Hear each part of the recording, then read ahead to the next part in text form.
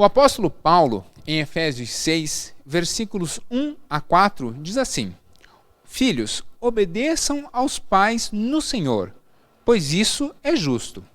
Honra teu pai e tua mãe. Esse é o primeiro mandamento com promessa, para que tudo corra bem e tenha longa vida sobre a terra. Pais, não irritem seus filhos, antes criem-nos segundo a instrução e o conselho do Senhor. Eu sou o pastor Alan, essa é mais uma Quinta Teológica e hoje nós vamos falar sobre família.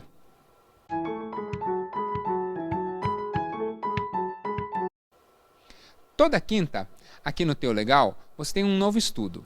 Às vezes sobre um determinado postulado teológico, às vezes sobre uma determinada posição teológica, às vezes sobre um determinado tema ou até sobre um determinado trecho das Escrituras. Mas sempre algo útil para o seu dia a dia, sempre algo útil para a sua caminhada cristã, sempre algo útil para aumentar a sua intimidade com Deus ou com a igreja. Às vezes a gente precisa focar num outro tema, mas quando possível alcançar esses objetivos todos, aí fica melhor ainda. Nessas próximas semanas, o Teo Legal, a Quinta Teológica, vai mudar um pouquinho. O que nós vamos fazer? Eu vou conversar com pessoas. Então, pessoas que são autoridades em determinados temas, eu vou conversar com essas pessoas. É lógico que a referência vai ser sempre o pessoal da Igreja Batista de Bom Retiro. Nem todos vai ser assim, mas sempre alguém, né, tendo como referência alguém da Igreja Batista de Bom Retiro. Porque é a minha igreja, é a minha comunidade de fé, é onde estão os meus amigos de caminhada. Mas assista a série porque você vai acompanhar a caminhada dessas pessoas, conhecer um pouco mais essas pessoas e assim também poder fortalecer a sua fé através da caminhada dela.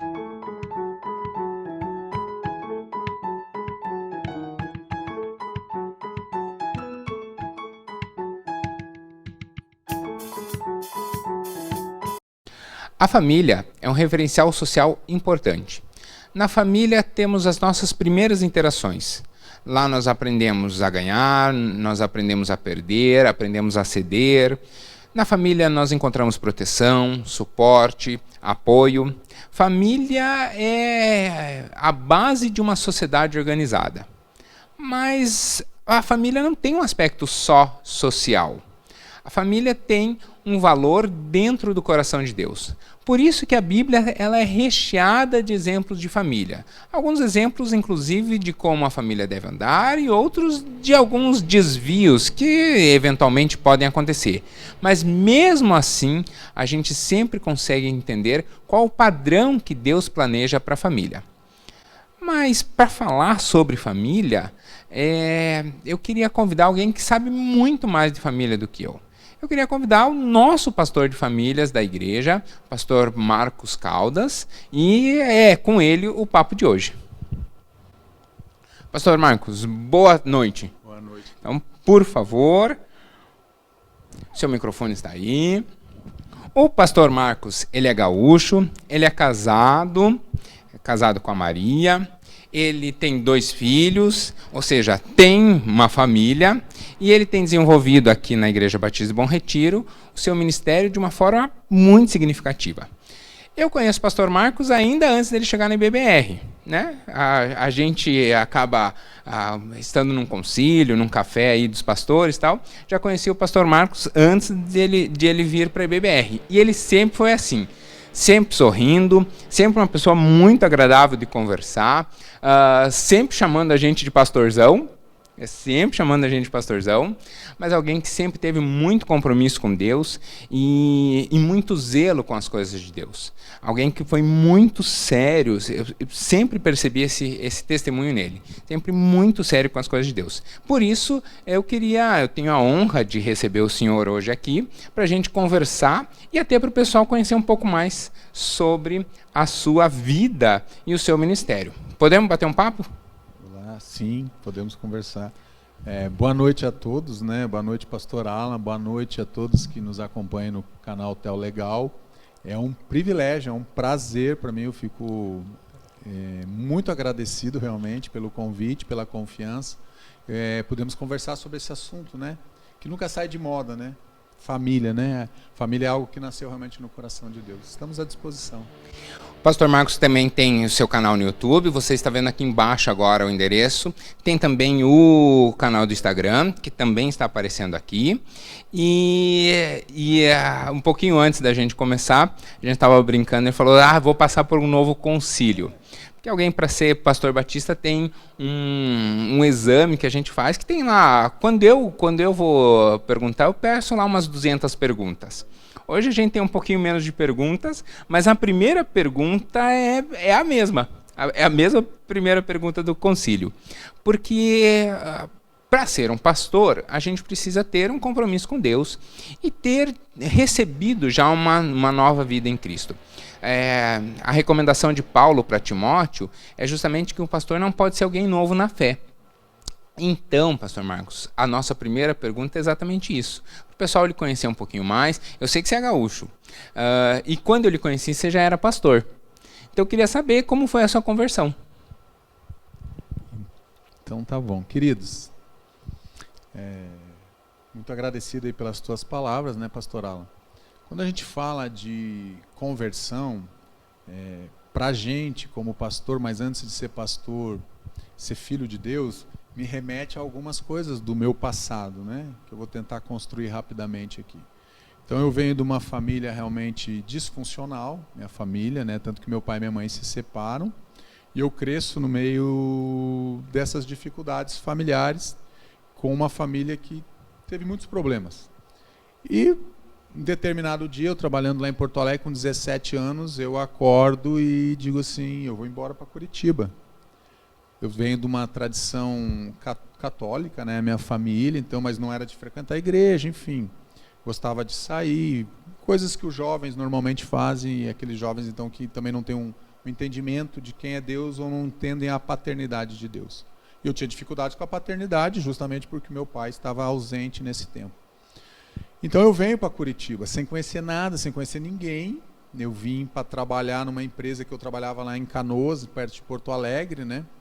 E venho para trabalhar por dia, diarista realmente, que nem tenho diarista. Então, dias que eu trabalhava eu recebia, o dia que eu não trabalhava eu não recebia. Mas vim assim mesmo, sem conhecer nada nem ninguém. E nessa idade a gente não ganha o suficiente para o dia que não trabalhar compensar com o que não trabalhou, né? Exatamente, não ganho o suficiente. Então eu vim para esse desafio. Cheguei aqui sem saber onde eu ia dormir, com 2 sacolas de mercado, é o que eu tinha tudo e fosse hoje de dinheiro, sei lá, R$400 no bolso. Era tudo que eu tinha. E eu não entendia. Quando eu cheguei aqui, eu confesso que eu falei, que loucura estou fazendo, né? Não tinha um entendimento de Deus. E começo nessa empresa, e lá nessa empresa eu conheço a minha esposa Maria, né? Então, a gente se aproximou, e ela começou a falar de Jesus para mim. Eu confesso que eu não queria saber de Jesus, não queria saber de nada. Eu tinha uma dificuldade nessa época, com 18 para 19 anos, então eu tinha uma dificuldade com o alcoolismo, né? Eu bebia todos os dias, todas as noites eu bebia. Todas as noites. E depois começou a aumentar, eu saía para o almoço, no intervalo de almoço do trabalho, eu bebia novamente e voltava a trabalhar já alcoolizado à tarde. E eu fiquei trabalhando assim, dessa forma, né? E a Maria, com muita paciência, né? E foi me convidando, vamos na igreja. E um dia eu falei, vou na igreja. E eu fui na igreja, mas eu confesso que eu fui na igreja para olhar as meninas bonitas. Eu não namorava a Maria, não namorava ninguém nessa época. Eu fui com uma intenção não muito santificada, digamos assim, mas era a minha intenção. Mas Deus usa essas coisas para nos levar para onde Ele quer, da forma que Ele quer, né? E eu fui a primeira vez, confesso que não gostei muito, fiquei lá, gostei, além de tudo ainda mentia, né? E depois ela continuou convidando, e depois eu fui uma segunda e uma terceira vez, mas algo mudou dentro de mim uma vez quando eu pegava o ônibus. Eu gastava 1h30 da minha casa, de transporte público aqui em Curitiba, me deslocando, para vir na casa da Maria para ir na igreja. Eu comecei a ler a Bíblia dentro do ônibus, né? Nem eu não acreditei naquilo. Eu comecei a ler a Bíblia dentro do ônibus. O ônibus chacoalhava e eu pegava a Bíblia. Naquele tempo eu não usava óculos, a visão era melhor. E comecei lendo a Bíblia e aquilo...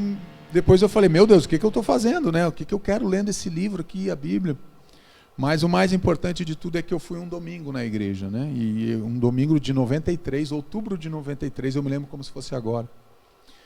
E eu estou lá naquele culto e eu sentei bem perto da saída para quando o pastor pensasse em dizer amém, eu já estava lá na porta para ir embora. Só que algo foi diferente naquele dia. O pastor trouxe uma mensagem falando do amor de Jesus, da importância da gente ter uma aliança. E passou um flashback na minha cabeça e eu não consigo me recordar do momento que ele faz o apelo. Eu me lembro do apelo, mas eu não me recordo de eu indo para frente. Gente, é algo assim que vocês estão em casa dizendo, o pastor está meio, batendo pino. Não. Eu me lembro que eu fechei os olhos e fiquei quieto e começou a vir aquela vontade. E o pastor, quem quer fazer uma aliança com Jesus, deseja entregar a sua vida, levanta a mão. E eu queria levantar a mão, pastor, no braço direito. Parecia que pesava 1 tonelada no meu braço. Eu fazia assim, gente, e não conseguia.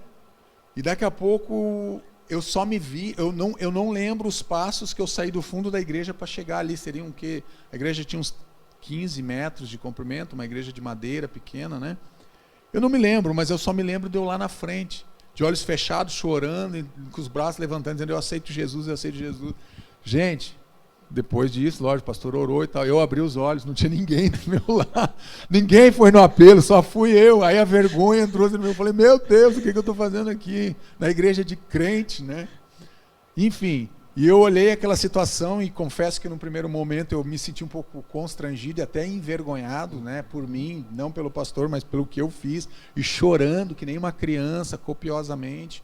E daí, depois daquele dia, eu entendi realmente, ali eu fui buscando e fui crescendo. E ali eu recebi, depois disso, sim, um apoio da igreja, né, do pastor. Ele me chamou para conversar, me deu algumas orientações.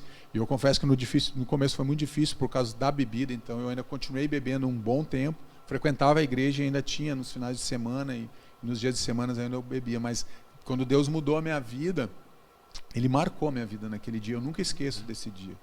Foi um dia... São dias que na vida da gente que a gente não esquece, pastoral.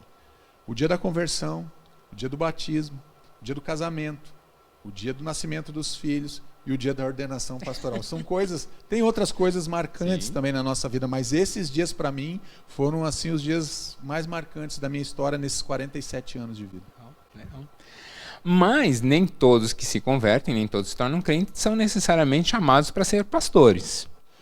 E ser pastor também, a segunda pergunta de concílio, hein? Né? E é na hora, inclusive, a conversão, depois do chamado pastoral. Quando que o senhor entendeu que Deus queria que o senhor fosse pastor? Então, isso é outra situação bem dinâmica assim, na minha vida. Logo depois da conversão, em 1993, eu me batizo no dia do aniversário da igreja, em 1994. E em 1994 nós recebemos na nossa igreja um conjunto que era da PIB aqui de Curitiba, não sei se o senhor vai se recordar, Sba Singers, não sei se... Eram 7 mulheres. E elas ministraram o louvor, elas ministraram a palavra. E de praxe em igrejas assim menores, igreja batista, hoje as igrejas estão crescendo, graças a Deus também, por isso, né? E o pastor ia para a porta e o convidado que ministrava, e ele cumprimentava toda a congregação, né? E naquele dia elas ficaram assim na frente, como uma forma de uma meia-lua, 7, porque eram 7 mulheres, elas ficaram nessa posição e toda a igreja cumprimentou e eu fui cumprimentar, eu e a Maria. E eu tinha acabado de casar, fazia 3 meses casado. Aí eu cheguei e peguei na mão, né? Ó, Deus abençoe, foi muito bom, que ministração, aquilo de, né, que a gente sempre, quando é verdadeiro, quando Deus faz, né, na vida da gente e na vida das pessoas, enfim. E uma delas olhou para mim e para a Maria e falou assim, Deus tem um chamado para você e para tua esposa. E eu saí dali, eu falei, que chamado, eu tinha acabado de me converter, me batizar, não entendia nada disso aí, pastoral. Eu cheguei em casa e falei, Maria, aquela mulher, ó, é maluca, que chamado, que mané chamado, que chamado o quê? Gente, e continuei tocando a minha vida e deletei aquele assunto, nem orei sobre isso. Comecei a me envolver na igreja, me envolvi na juventude, fui ser líder, vice-presidente de juventude, tinha uma prática naquela época, né? Não tínhamos pastores de jovens, mas tínhamos líderes, né? Aí fui dar aula na escola dominical, comecei a dar aula só para a classe de homens, enfim, fui me envolvendo em várias áreas da igreja e trabalhando. E a partir disso, isso foi sendo despertado no meu coração. E interessante, você vai dar risada agora, mas eu vi algumas coisas dentro da igreja que eu não concordei, que eu não gostei, não é nem concordei, não gostei. E eu dizia para Deus assim, eu fui orar, e eu dizia assim para Deus, Deus, me chama para fazer qualquer coisa na igreja, menos para ser pastor. E eu fazia essa oração, é sério, eu fazia essa oração, dizia, Deus pode me chamar para limpar banheiro, eu não tenho problema, para levar privado, fazer o que o Senhor quiser, dar aula, eu gosto de dar aula, eu gosto de fazer isso, gosto de fazer aquilo. Deus, qualquer coisa, mas não me chama para ser pastor. Gente, eu fiz essa oração um bom tempo. E as pessoas começaram, eu dava aula, eu fazia as coisas, Deus tem um chamado, por que você não vai ser pastor? Eu falei, que pastor? Eu falei, não quero ser pastor, não quero ser pastor, não vou ser pastor, e relutei muito tempo.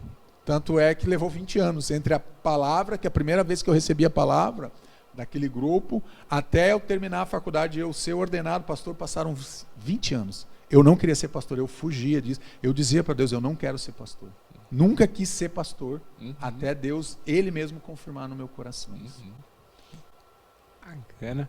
Aí você vira pastor de famílias no Bom Retiro. Tem toda uma caminhada, mas aí você vira pastor de famílias no Bom Retiro. E qual é a maior alegria em ser pastor de famílias? Gente, a maior alegria, primeiramente, né, logicamente, é cumprir a vocação daquilo que Deus nos chamou para fazer, que é cuidar de pessoas, né? E estar no lugar em que Deus assim determinou para que eu esteja hoje com a minha família, né?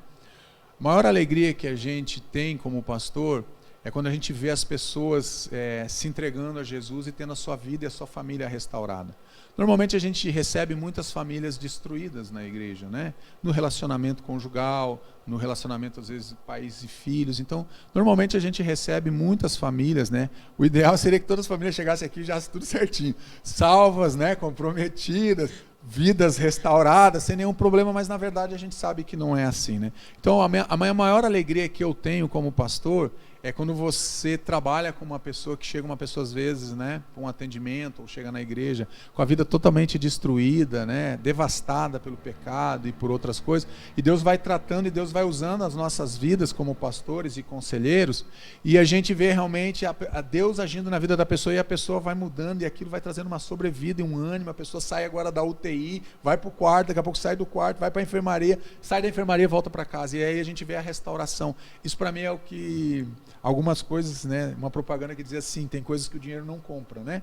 Isso é uma das coisas que o dinheiro não compra, isso é uma alegria de dar aquele sentimento no coração da gente de dever cumprido, né? Conseguimos, com a ajuda de Deus e com a graça de Deus, alcançar aquele coração e ver aquelas famílias depois integradas na igreja e até servindo na igreja, nos ministérios da igreja, levando a palavra, levando a salvação. Que não precisa necessariamente ser no ministério de famílias, né? A gente prepara a pessoa, ou caminha com a pessoa para ela servir em outro ministério, e isso não tira a nossa alegria em função disso. Com certeza não. Mas uma das coisas, além de cuidar de família, uma coisa que o senhor faz muito aqui no Bom Retiro é pregar. Você veio hoje, inclusive, antes, para quem não sabe, o pastor Marcos já está aqui há um bom tempo, porque antes da nossa conversa, ele já estava gravando uma ministração. E a ministração a gente chega aqui e deixa Deus falar, mas não vem despreparado. Estava lá o PowerPoint, né? Teve todo um pensar, um estudar antes. Conta pra gente como é o seu processo de preparação para uma pregação. Então tá bom, gente.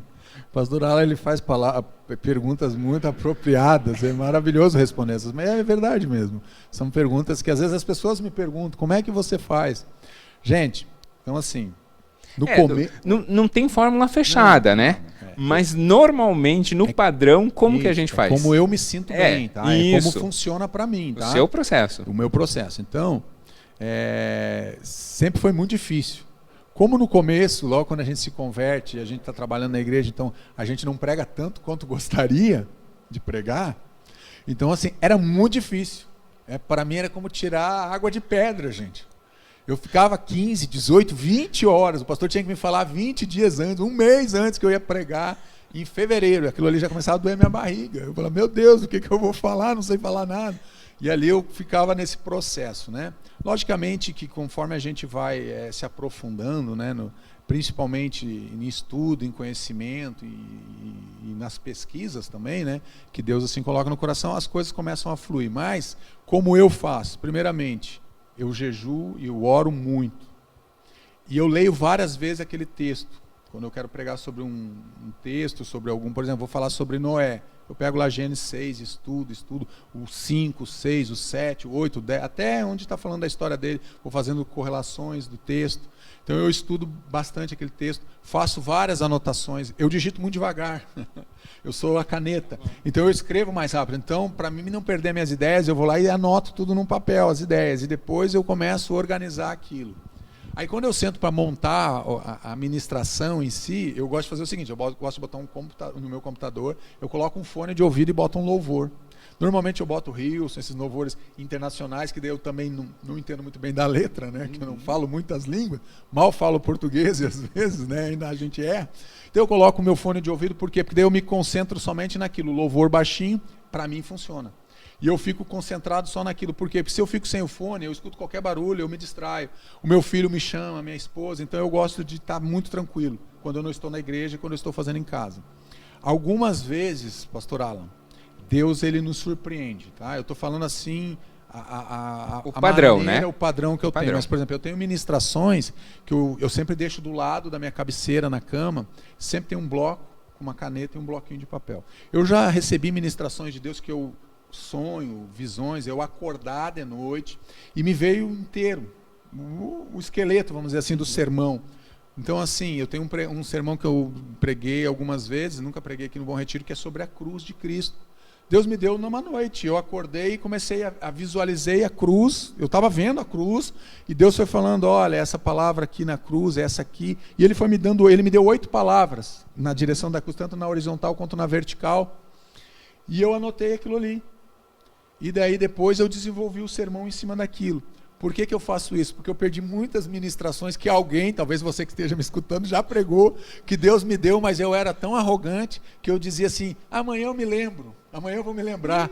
Gente, eu chorava o dia todo, Deus me lembra aquilo que o Senhor me falou, o Senhor falou comigo essa noite, eu quero lembrar. Eu não lembrava. Não lembrava. Aí até que o cabeção aqui, Deus falou um dia, quem sabe, sua bênção, você traz um bloquinho, uma caneta que vai facilitar a tua vida.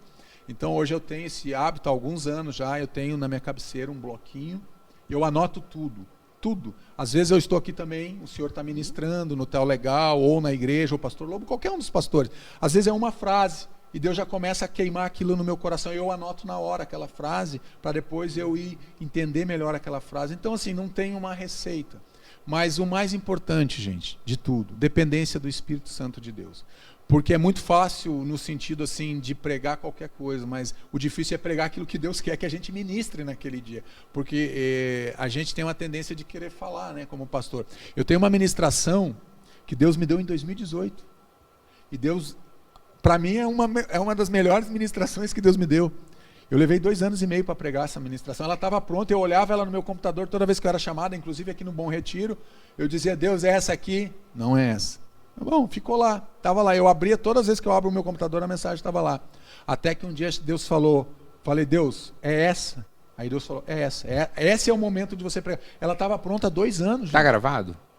Como está essa ministração está gravada? É aqui do Bom Retiro? É aqui do Bom Retiro. Então nós vamos colocar na descrição do vídeo, nós vamos colocar o link dessa ministração. Foi a primeira ministração, primeira vez que eu ministrei, primeira e única que eu ministrei essa palavra foi aqui no Bom Retiro. Porque Deus não tinha confirmado. Eu estava em outra igreja, e eu frequentava e ia em outras igrejas, e Deus nunca deixou eu pregar aquela palavra. Interessante isso. 2 anos e meio guardada a ministração. Legal. Mas veja, a ministração é uma coisa, porque a gente prepara antes, vem aqui, né? Tem todo o trabalho e tal, mas a gente prepara antes, vem aqui e fala. O pastor Marcos está mostrando a caneca do Teu Legal. Mas a gente vem e fala. Agora, o senhor faz muito gabinete também. E no atendimento do gabinete, a natureza é completamente diferente. Por quê?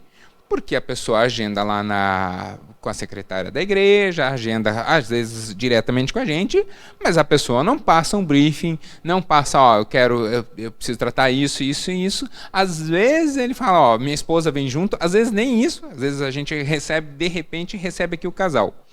Como que o senhor faz para estar preparado para saber aconselhar um casal que chega de surpresa, assim, no sentido de que o assunto que eles trazem ali é uma surpresa? Como está preparado para atender o casal nessa hora? Os atendimentos é que nem um Kinder Ovo. Cada dia é uma surpresa diferente, a gente nunca sabe, né? Então, normalmente eu chego um pouquinho antes do meu atendimento, né? Vou dar só uma explanação rápida.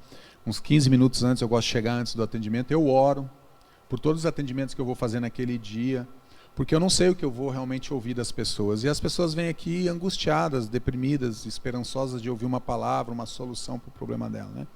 Então eu sempre oro, digo, Deus, usa a minha vida para acrescentar na vida das pessoas algo que possa mudar a vida delas. E eu sempre digo para Deus, Deus, manda para mim somente pessoas que eu possa ajudar. Se eu não tenho condições de ajudar, que eu não canse a pessoa, que eu não tome o tempo dela e nem ela o meu. Às vezes tem situações que eu não vou ter como ajudar aquela pessoa. Então, eu oro nesse sentido. Esse é o meu jeito de ser, tá, pastoral? Volto a falar, não é uma fórmula, mas é o jeito que eu lido. Mas assim, para contar isso eu tenho que voltar um pouquinho atrás. Eu, ordenado pastor, eu achei que eu era a última bolacha do pacote. Eu era o gás da Coca-Cola. Eu vou para o meu primeiro atendimento em gabinete pastoral e eu estou lá todo eufórico, gente. Pensa num cara feliz. Pensei, eu vou arrebentar. Gente, 15 minutos de conversa, a pessoa estava falando, eu já estava chorando com a pessoa. Porque a pessoa começou a contar a história da vida dela e eu falei, meu Deus do céu. E eu não sabia o que falar, eu falei, Deus, eu não tenho o que falar para essa pessoa. E não tinha realmente. A pessoa ia contando, eu de todo feliz, sorridente, eu fui murchando, aquele negócio assim que eu estava me sentindo o gás da Coca, eu fui murchando, sabe quando a Coca está sem gás? Eu fui ficando assim, eu falei, eu não sei o que eu vou falar para essa pessoa, gente. É verdade, pastor, eu não sabia o que falar. E a pessoa foi contando a história dela, e conforme ela ia contando, eu ia diminuindo. Eu falei, Deus, o que eu vou falar para essa pessoa? Aí eu falei, posso orar por você? Daí a pessoa, pode, pastor. Aí eu orei, aí terminou a oração, ela falou assim, pastor, muito obrigado, o senhor me ajudou muito. Eu falei, meu Deus, eu não falei nada. Mas eu não falei nada, não é porque eu não queria, é porque eu não sabia o que falar. Parece engraçado hoje, né? Mas depois de 5 anos fazendo gabinete, a gente começa a perceber. Então, gente, o mais importante, a gente não tem que procurar dar solução para os problemas das pessoas. Eu não trago solução, eu trago uma palavra, dentro da palavra de Deus, o que a palavra de Deus ela diz a respeito daquela situação. Eu evito de dar a minha opinião, eu não dou a minha opinião para as pessoas. Pastor, o que você pensa? O que a Bíblia diz, o que a palavra de Deus diz sobre determinado assunto. Porque cada pessoa vem com uma dor e um sofrimento. Então assim, qual é o cerne de um atendimento? Que eu identifiquei depois de algum tempo fazendo atendimento. Chegar na raiz. As pessoas ela vêm com problema no casamento, problema conjugal, com criação com os filhos, problema financeiro, disfunções. Isso são sintomas. É a febre. É um sintoma. O que eu preciso identificar para que o atendimento possa ser melhor, bem sucedido? A raiz do problema. Aonde está a causa? Só que ela acha que a causa é o problema, é o problema financeiro, às vezes não é o problema. Normalmente não é o problema financeiro. O problema financeiro é só um sintoma. Então, fazer atendimento é algo realmente que, primeiro, eu gosto de escutar, então isso é bom. A gente escuta e a gente aprende muito com a história de vida das pessoas. Dentro dessa ideia de que cada um tem sua dor, é muito curioso, né? Porque às vezes um detalhe que a gente passa tranquilo, para o outro é uma dor muito grande. E às vezes um detalhe que para nós chama muita atenção, para o outro fala, não, mas isso não me ofende, né? E gabinete pastoral, especialmente para a família, tem um outro aspecto muito peculiar. Quando chega o casal, normalmente a culpa do problema da relação para o homem está na mulher. E para a mulher está no homem. E aí, quando eles terminam o atendimento no gabinete, se não conseguiu resolver, né, ou se a gente não sai ali mais pacífico, porque às vezes tem gabinete que não acaba sendo não muito bem sucedido, os dois saem, um culpando o outro e ainda culpam o pastor, né?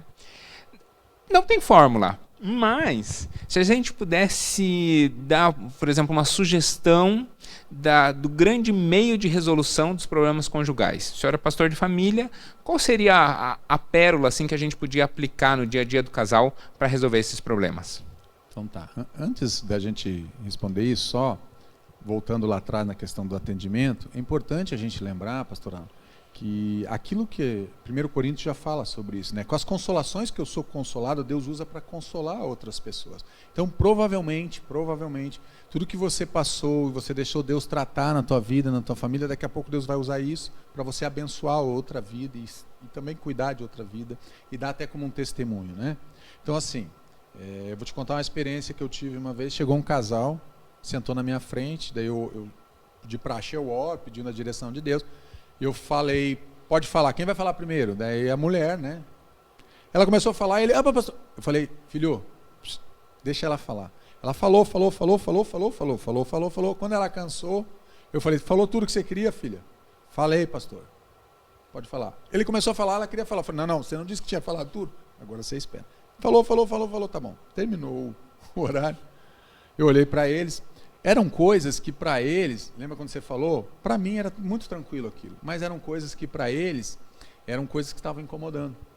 Então eles estavam naquela situação e eu olhei para eles, e isso é discernimento, isso vem com o tempo, tá? Deus colocou no meu coração de fazer algo, eu disse assim, então tá bom, vamos orar? Quando eu falei, vamos orar, o casal olhou um para o outro e olhou para mim assim, sabe aquela cara de decepção?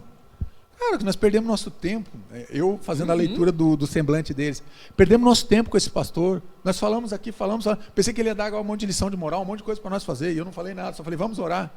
E o casal ficou decepcionado, eu vi a cara de decepção deles, se coloquem de pé, e eles se colocaram de pé. Daí os dois de frente para mim, eu falei, agora viram um de frente para o outro, em vez de ficar de frente para mim. Eles chegaram sem mão dada, nada, né? E eu falei agora, olha nos olhos um do outro. E eles começaram a olhar um nos olhos do outro. E eu virei, o senhor conhece o gabinete, e eu virei e olhei, comecei a contemplar a natureza, que tem algumas árvores ali no fundo da nossa janela, do nosso gabinete. E eu não falei mais nada, eu falei, só fiquem se olhando. E eles ficaram se olhando mais de 1 minuto, e aquele silêncio, que nem uma mosca voava no meu gabinete, pairava sobre o ar. E eu olhando lá para fora, assim, eu falei assim, esqueçam que eu estou aqui, faz de conta que eu não estou aqui. E eles ficaram ali, daqui a pouco eu comecei a escutar não escutei o que eles estavam falando, mas sabia que eles estavam balbuciando alguma coisa. Daqui a pouco aí, eu esperei mais um pouquinho, virei e já estavam de mão dada. Eu falei, era isso. Eu disse, se vocês tivessem talvez conversado em casa, vocês não precisariam estar aqui.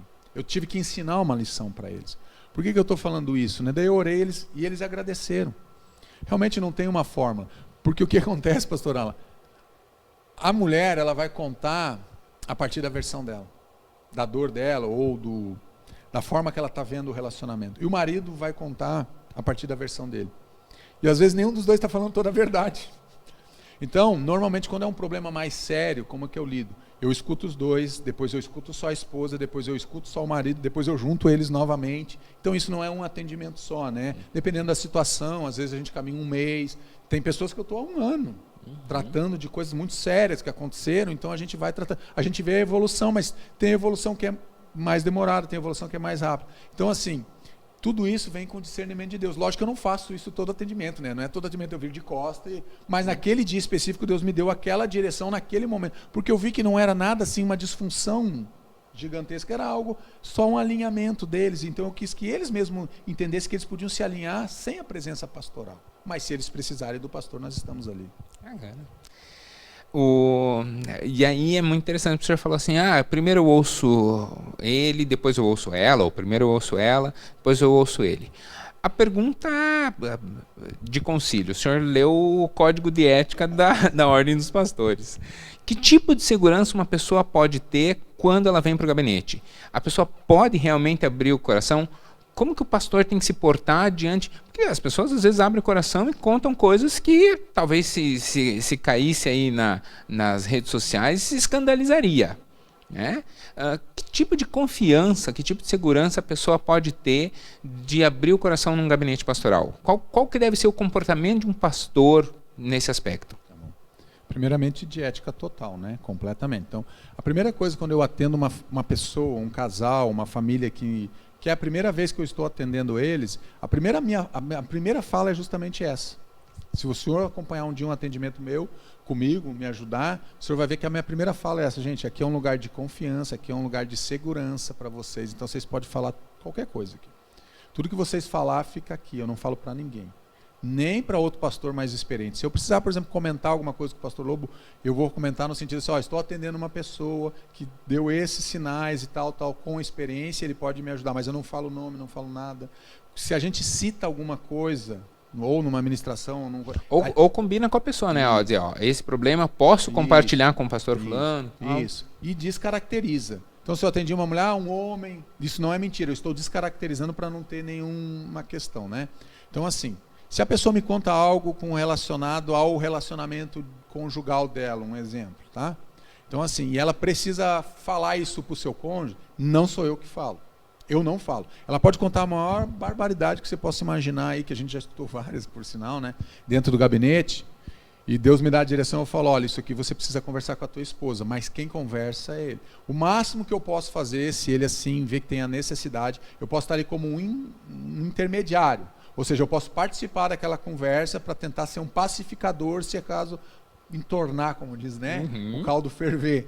Mas quem fala é ele, não sou eu. Porque quem praticou o ato foi ele. Nada mais justo que ele ou ela chegar diante do seu cônjuge e falar toda a verdade, quando tem necessidade, tá? Então, assim, a gente, logicamente, isso é debaixo de oração, né? Porque às vezes a gente tem que entender aquele processo, nem tudo, eu vou chegar para você tem que falar para o teu cônjuge, mas tem coisas que tem que ser falado, mas a pessoa fala. Então eu falo para ela que ali é um lugar de segurança para ela. Por que a gente não pode quebrar isso? Porque se a gente quebrar, perde a credibilidade, perde a confiança, a pessoa nunca mais vai confiar em você como um conselheiro, como um pastor, e a gente não pode fazer até pela ética pastoral. Então, se você um dia for atendido por mim, pelo pastor Lou, pelo pastor Alan, pode ter certeza que tudo que nós conversarmos vai ficar nem para minha esposa eu conto.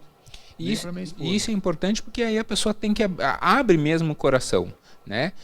E não fica com meias verdades, porque se a gente não sabe, como que eu vou dar um bom conselho se eu não sei realmente o que acontece? É verdade. Né? Isso até... muitas vezes quando a pessoa não confia, porque no começo às vezes ela não confia plenamente, ela vai contando aos poucos, mas a gente consegue perceber que ela está dando doses homeopáticas do grande problema. Ela faz um rodeio porque eu sei que o problema dela não é aquele, mas a gente entende porque ela também quer se sentir segura, então a gente tem que dar liberdade para a pessoa, né? Às vezes a pessoa só quer chorar, às vezes ela só quer dizer que a vida dela não está funcionando, que ela está muito triste, entendeu? Então a gente tem que ser um bom conselheiro, primeiro a gente tem que ser um bom ouvinte. E outra coisa importante dentro desse tema, pastor Alan, é nunca julgar. Eu sempre falo para as pessoas, eu não estou aqui para te condenar, não estou aqui para te absolver. Eu estou aqui para tentar te ajudar. Então eu não sou juiz, eu não estou ali como nem advogado dela e nem da outra pessoa, eu não estou de advogado de parte nenhuma. Eu estou ali para ouvir e dar uma direção bíblica dentro da palavra de Deus para que elas possam realmente vencer aquela dificuldade, né? Mas até agora, parece que família é só casal, e não é. A gente tem problema também, às vezes pai com filho, pai com filha, e o senhor tem uma experiência muito bacana, porque você tem um filho e uma filha, um moço e uma moça. Como pastor de família, o que o senhor tem a dizer aos pais de meninas? E depois, o que tem a dizer aos pais de meninos? É uma criação bem diferente. Você tem um menino, né? É diferente, gente. Parece. Porque quando é um menino, por exemplo, o pai gosta de jogar bola, de fazer coisas, né? Não que com a menina não possa, mas a menina às vezes quer brincar de boneca. O menino quer brincar de carrinho. Então, assim, o mais importante, você que está nos escutando, conforme Deuteronômio 6, conforme o próprio Efésios capítulo 5 está falando sobre casamento, e o capítulo 6 começa falando de não provocar ira sobre os filhos, né? A gente precisa ensinar os nossos filhos os caminhos do Senhor, conforme Deuteronômio 6, né? No caminho, durante o caminho, assentado, deitado, em todos os momentos, a gente precisa ensinar eles a obedecer a Deus. A gente precisa se tornar, você precisa ser o pai do menino, você precisa ser o melhor amigo do teu filho. Teu filho tem que olhar para você, ele tem que olhar para mim, tem que olhar para você que nos assiste, ele tem que ver e dizer assim, meu pai é meu melhor amigo. Onde ele pode confiar, onde ele pode abrir o coração, você precisa alcançar o coração do teu filho. Então, lá em casa a gente tem algumas práticas que são bem dinâmicas, né? Tem dias que eu saio, eu e meu filho, eu vou na padaria tomar um café com ele. Na outra vez eu vou com a minha filha. Na outra vez vai eu, a Maria e só nós dois. Na outra vez vai eu, a Maria e a minha filha. Outra vez vai eu, a Maria e o meu filho. E às vezes vai nós quatro. Pastor, você gasta muito com padaria. Não, eu invisto na minha família. Tanto que eu já pensei em ser dono de padaria. Estou brincando. Não, eu invisto na minha família. porque eu vou gastar na minha família se eu não tiver o coração do meu filho e da minha filha. Então, se eu tenho que te dar um conselho, crie os teus filhos com amor, seja o melhor amigo, melhor amiga da tua filha, do teu filho. Por quê? Porque quando eles crescer, a tua filha, ela vai olhar para você, ela vai procurar no pai um marido para ela. Se o pai é um homem gentil com a mãe, que trata bem, ela vai querer casar com um homem gentil porque ela se espelhou para o pai. Ou seja, você é o exemplo para o teu filho e para a tua filha. E também não tem uma receita de bolo não, gente. Os dois têm a mesma criação, mas eles têm temperamentos diferentes. O meu filho, diante de uma situação, age de um jeito, minha filha, diante da mesma situação, age diferente. Não é melhor ou pior, são maneiras diferentes. Então eu tenho que. Da forma que eu ajo com meu filho, às vezes não funciona com a minha filha. A forma que eu trato a minha filha, às vezes não funciona com o meu filho. Então a gente tem que entender e conhecer os nossos filhos. Então, se eu tenho que te dar um conselho, ame os teus filhos. Passa muito rápido. Eu estava olhando e conversando com a minha esposa esses dias. Minha filha vai fazer 22 anos agora em maio. Meu filho faz 21 em agosto. Na melhor das hipóteses, pastor, na melhor das hipóteses. Olha que eu estou sendo bem generoso. Eu tenho aí, se Deus quiser, logicamente, dentro da naturalidade da vida, né, da normalidade, eu tenho mais 4 anos, no máximo 5 anos para conviver com os meus filhos dentro de casa. Então eu tenho que passar tudo que eu ainda posso passar para eles, eu tenho que aproveitar esse momento. Sim, porque depois eles passam a ser visita. Exatamente. Então, passa muito rápido, gente. Você que tem filhos pequenos, brinque, tire um tempo para brincar com seus filhos. Enquanto você está brincando, você está ensinando os princípios do amor, o princípio da palavra de Deus. Gente, não tem como errar. Uma coisa eu te garanto, se você não ensinar, você pode errar. Se você ensinar, quer dizer que é 100% que você vai acertar? Não, mas você cumpriu o que Deus te mandou fazer. E aí sim vai se cumprir aquele versículo que diz assim, e até quando eles envelhecerem, eles jamais se desviarão. E se desviarem, eles voltarão, porque eles têm o princípio da palavra. Então, seria isso. Legal. Isso é um recado para o pai e para a mãe. E o que é essencial para um casal ser feliz? Um casal ser feliz? É. Vamos lá. O mesmo texto, Paulo fala em 1 Coríntios, capítulo 7, ele fala sobre a questão do casamento. O mesmo texto que eu citei, o capítulo 5, ele vai falar do verso 22 até o verso... Interessante que ele fala, né, até o 33 ou 34, se não me falha a memória, ele fala só sobre casamento, né? Interessante é que os 3 primeiros versículos ele fala de como a mulher deve se sujeitar ao marido e tal. E os outros 9 versículos ele fala do marido.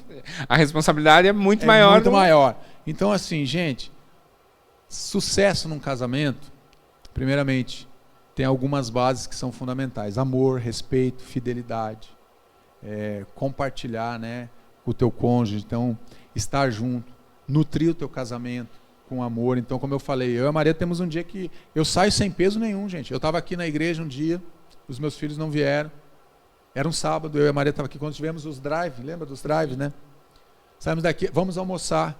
Eu estou sentado na mesa do restaurante, que eu boto a primeira garfada de comida na boca, estava com meu telefone.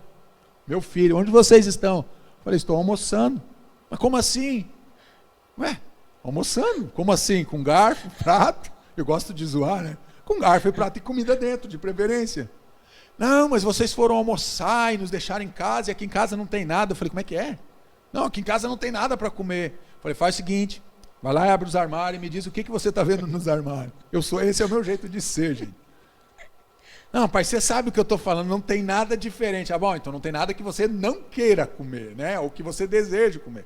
Não é que não tem nada para mim é não ter nada.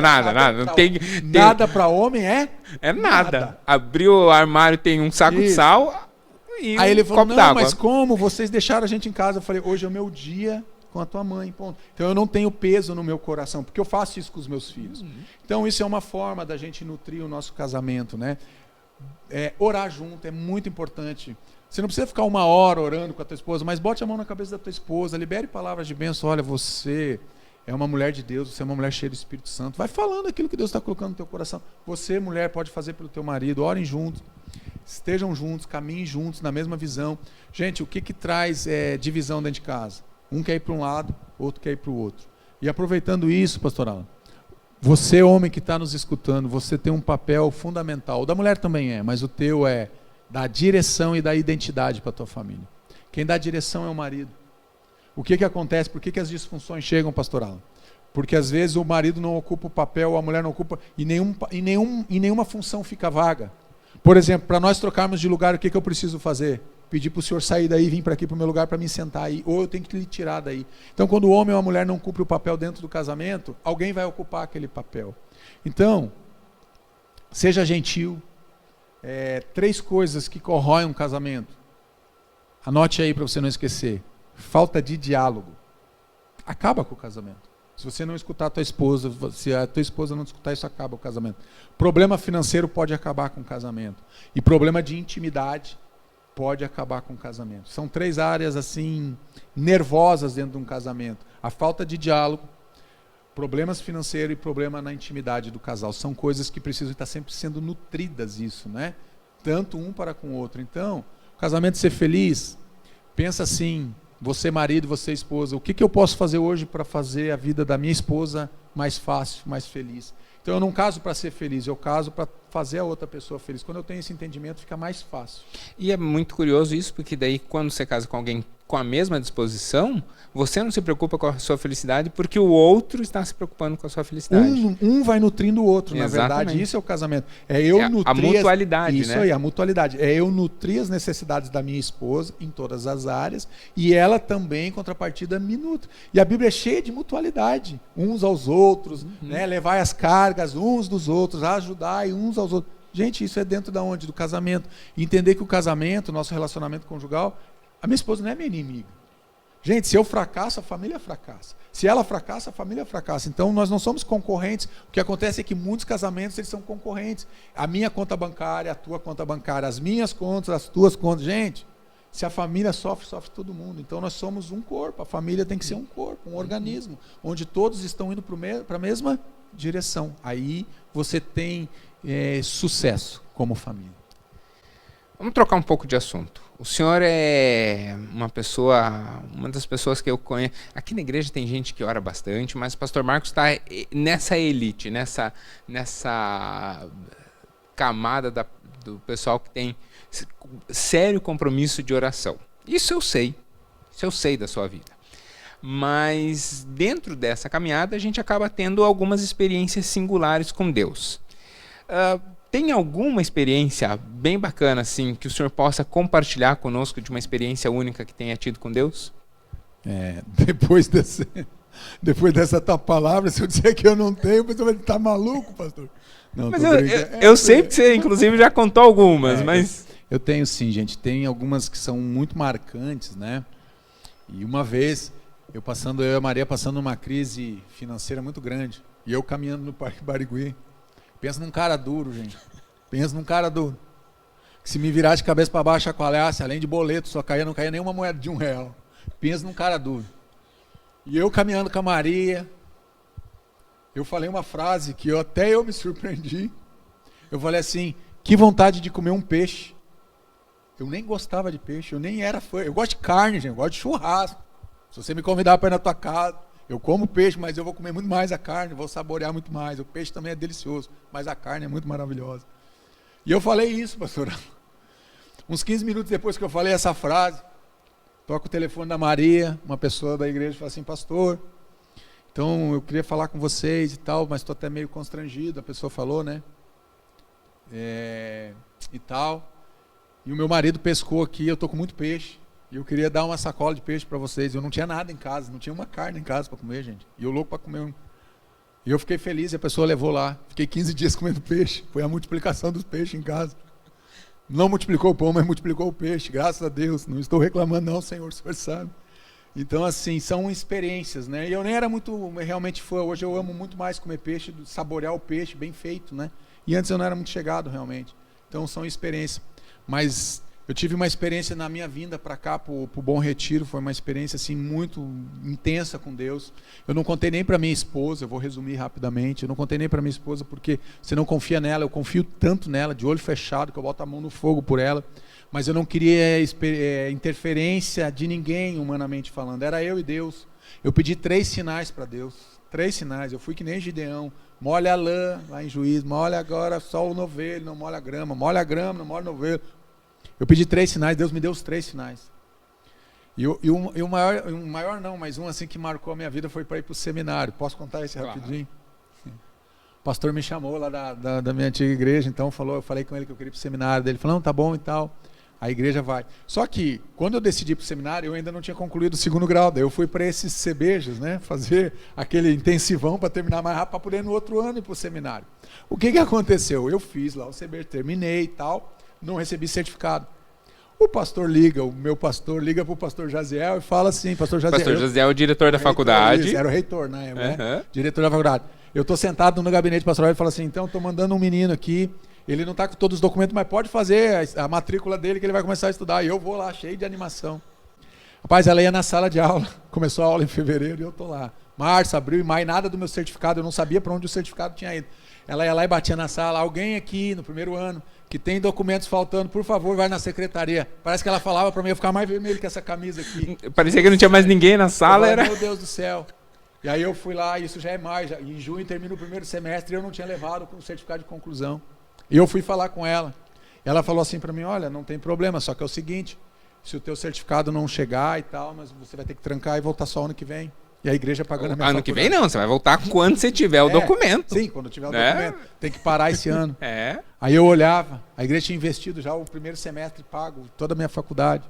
E ela me falou uma palavra assim, eu me lembro como hoje, eu fiz o vestibular no dia 8 de dezembro de 2011, eu entrei em 2012 na faculdade. E ela falou assim para mim, a palavra dela foi assim, se o teu certificado chegar aqui com data depois do dia 8, você tem que trancar a tua matrícula, você só pode voltar ano que vem, porque você não pode ter feito o vestibular antes do término do curso. Gente, pensa num cara que não dormiu mais, aquela hora comecei a orar. Se eu não orava, eu comecei a orar por causa disso. Estou terminando rapidamente. Daí, o CB já me liga, eu não sabia para onde tinha ido, para qual escola tinha ido. Ia vir o certificado, eles me ligam e dizem, chegou o teu certificado, pode vir buscar amanhã. Eu não dormi naquela noite, pastorão. Eu só ficava pensando naquela palavra, 8 de dezembro, se vier com 8 de dezembro, gente, já era. E se eu tinha alguma dúvida que Deus tinha me chamado para ser pastor, essa dúvida acabou nesse dia. Eu fui, peguei o certificado no envelope, sentei 15 minutos na escada lá e não consegui abrir, sozinho, não consegui abrir o envelope para ver a data. Porque eu vi o rosto da secretária da faculdade da Fabapar dizendo, se vier com data de 8 de dezembro, você tem que trancar a matrícula, você tem que trancar, você só pode voltar ano que vem, não pode estudar. Eu falei, meu Deus do céu, que pressão, Senhor. Abri o negócio. E para a honra e glória do Senhor Jesus Cristo, que dia que vocês acham que estava na emissão do meu certificado? 9 com certeza não era. 7 de dezembro. Gente, eu chorei que nem criança. Eu entendi depois desse processo, eu entendi que Deus fez isso porque Deus queria confirmar uma coisa no meu coração. Fui eu que te chamei. Então não cabe, eu não tenho espaço na minha vida, pastor, para dizer assim, será que Deus me chamou para ser pastor? Isso para mim, desculpa a expressão que eu vou usar, mas é palhaçada para mim eu fazer isso. Porque eu sei que Deus me chamou. E eu estou cumprindo aquilo que Deus... Eu não tenho tempo para brincar com esse tipo de coisa. Ficar em crise existencial. Será que eu tenho chamado pastoral? Não tenho. Eu sei que Deus me chamou. Deus me deu provas disso. Entendeu? Então tem outras experiências, mas numa outra ocasião a gente pode falar só sobre oração. Aí a gente pode contar várias experiências. Com certeza, com certeza. E aí, a gente quando vai para o seminário, começa a estudar teologia e tal, mas esses dias eu falei assim, que vontade de ler a Bíblia. E aí, conversando com um amigo, ele falou assim, mas você não tem lido? Eu falei assim, tenho, mas eu tenho lido para estudar, eu tenho lido para me preparar. Faz algum tempo que eu não sento para ler, assim, de prazer, sabe, de intimidade, assim, né? A gente ora, mas ler a Bíblia de saborear o texto, sem pensar em teologia. Eu queria ler para mim. E aí, dentro dessa ideia, eu tenho meu livro preferido. Mas eu não estou sendo entrevistado, então eu não preciso contar. Mas quem está sendo entrevistado é o senhor. Qual é o seu livro preferido da Bíblia e por quê? O livro preferido da Bíblia? São 66 livros, né? Não vem com essa. Eu gosto de todos, gente. Não, todos os livros da Bíblia têm experiência, a gente tem experiências com todos os textos bíblicos, né? Deus fala profundamente com a gente em todos os textos bíblicos, de Gênesis e Apocalipse. Eu gosto muito dos evangelhos também, porque ali está relatando a vida de Jesus. Então isso para mim, os outros textos também são muito importantes, eu amo todos, mas eles falam de homens de Deus, apesar deles apontarem para Jesus muitos textos, né, do Antigo Testamento, logicamente. Mas o Novo Testamento ele relata a vida de Jesus, a obra de Jesus. E dentro desses eu gosto muito do Evangelho de João. Porque ali ele traz uma abordagem realmente desse Jesus sendo Deus, sendo Senhor, sendo Salvador. E o pastor pregou sobre isso quando eu me converti. Foi o primeiro livro da Bíblia, que normalmente a gente às vezes fala, leia o Evangelho de João, né? Então eu comecei lendo a Bíblia no Evangelho de João. Então, para mim, ele me marcou muito, entender assim, como vendo Jesus como Deus, né? Entendendo que ele é o Logos, ele é a palavra, né?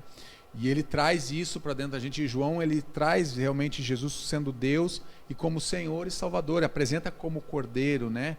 Para a gente, o Cordeiro que vai tirar o pecado, que tirou o pecado do mundo, que livra o pecado do mundo. Então, o livro de João, assim, me marca muito. E tem um dos textos, né? O texto talvez principal da Bíblia, como a gente aprende no seminário, né? Que é João 3,16, né? Que é uma base para evangelizar. E primeiro a gente se encontra com João 3,16 para depois a gente falar de João 3,16 para os outros. Então eu me encontrei em João 3,16 entendendo que aquele amor de Jesus é para mim. Então, para mim, o Evangelho de João é mas amo todos, leio todos, saboreio todos, me divirto lendo a Bíblia. Não é um peso ler a Bíblia. No começo eu li a Bíblia como se fosse algo pesado, cheio de regra, não pode, faz isso, não aquilo. Mas quando eu aprendi a saborear a Bíblia como um alimento, como é bom comer um churrasco, por exemplo, eu aprendi a saborear, como a leitura ficou leve, como eu gosto de ler, porque eu saboreio as escrituras. Então eu não tenho pressa se eu vou ler um capítulo, se eu vou ler um versículo, se eu vou ler 10 capítulos. Tem dias que eu leio 10 capítulos, tem dias que eu leio tem dias que eu fico uma semana lendo aquele versículo, Deus vai ministrando, principalmente quando é para ministrar a palavra, né? Deus vai, cada dia ele vai acrescentando alguma coisa daquele veio. Eu fico a semana inteira lendo o mesmo versículo e meditando naquele veio, mas leio outros textos também, logicamente, né? Agora você fala assim, ler é um prazer como se fosse um churrasco. O que o fato de ser gaúcho lhe ajuda no ministério? Bom, vamos lá. Primeiro é preparar um bom churrasco. E comer um bom churrasco na casa das pessoas, né? Estou brincando. Na verdade, o gaúcho ele tem algumas peculiaridades dele, então assim, que me ajuda. O gaúcho é um povo que defende muito as suas raízes. Que tem o lado bom, mas tem o lado do excesso. Então eu prefiro pegar o lado bom, né? Então assim, me ajuda a ter perseverança, a valorizar aquilo que eu estou aprendendo e aquilo que as pessoas estão me ensinando. Então, a questão dessa tradição gauchesca, nesse sentido, né, do gaúcho, né, mas não para o extremo, né, de me achar melhor, que só eu sei fazer, que os outros não sabem fazer. Agora, o churrasco, aí eu tenho que confessar, para fazer melhor que o gaúcho, o cara tem que ser bom, cara. Ele tem que ter pelo menos uma raiz lá, uma descendência, alguma ascendência, alguma coisa, alguém da família tem que ter ali porque não é fácil não fazer um bom churrasco, gente, estou brincando. Mas nesse sentido me ajuda, entendeu? Assim, porque o gaúcho ele tem algo que é dele, assim, de não desistir, vamos lá. Então, quando eu não sei, eu corro atrás, eu quero aprender. Então, eu me esforço muito nisso daí. Pastor Marcos, como última pergunta, que pergunta eu não fiz, mas eu deveria ter feito? Essas perguntas foram completas, vou dizer assim. Mas talvez uma que eu acho que o senhor poderia ter me feito quando eu não estou preparando sermão, o que eu estou fazendo quando eu não estou estudando, quando eu não estou atendendo? Porque às vezes as pessoas pensam que a vida pastoral, né, a gente está envolvido com o ministério 24 horas por dia, né, a gente não se desliga. Então me diga, pastor Marcos, quando o senhor não está atendendo, quando não está preparando uma missão, o que você está fazendo? Gente, por incrível que pareça, no começo do meu casamento, eu tenho que contar para vocês entenderem o que eu gosto de fazer.